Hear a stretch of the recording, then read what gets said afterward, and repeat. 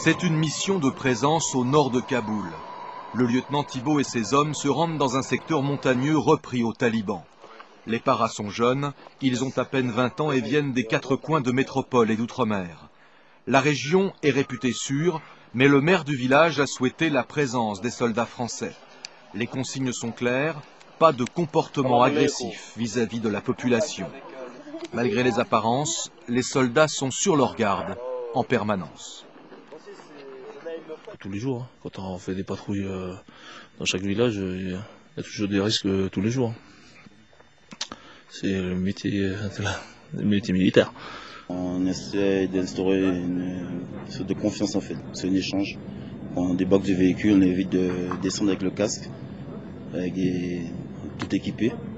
On rentre en contact avec la population. En général, ça se passe bien. L'objectif de la patrouille, nous le découvrirons un peu plus tard, face à notre position au sommet d'une montagne. Guetteurs ou bergers, impossible à vérifier d'autant que toute la zone est minée. Les soldats sont vigilants mais détendus, c'est l'heure du repas pour cette patrouille d'une grande diversité. J'ai des Tahitiens qui sont absolument pas comparables à certains métropolitains ou même des Martiniquais, des Guyanais.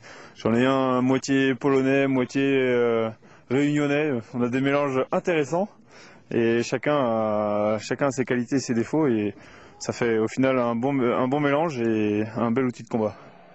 La fin de cette reconnaissance a sonné. L'heure tourne, le lieutenant Thibault veut éviter un retour de nuit sur Kaboul et le risque d'une embuscade. Plus tard, nous croiserons 2 faucons noirs lourdement armés. Les hélicoptères américains se dirigent vers le col Massoud, là où nous étions 1 heure auparavant. Alors Alain Janin nous a rejoint. Bonsoir Alain. Bonsoir. Vous revenez avec Franck Noyetas de Kaboul. Comment les soldats qu'on vient de voir vivent cette insécurité au quotidien ? En ce qui les concerne, je crois que ce qui est marquant, c'est ce qu'ils nous ont dit, qu'ils soient polynésiens, réunionnais ou antillais. Ils ont choisi le métier des armes, ils ont choisi de s'engager dans l'armée. C'est pas l'armée qui est venue les chercher, c'est ce qu'ils nous ont tous dit. Donc je crois qu'ils vivent cette expérience en Afghanistan comme des professionnels. C'est un mot qui revient souvent chez eux.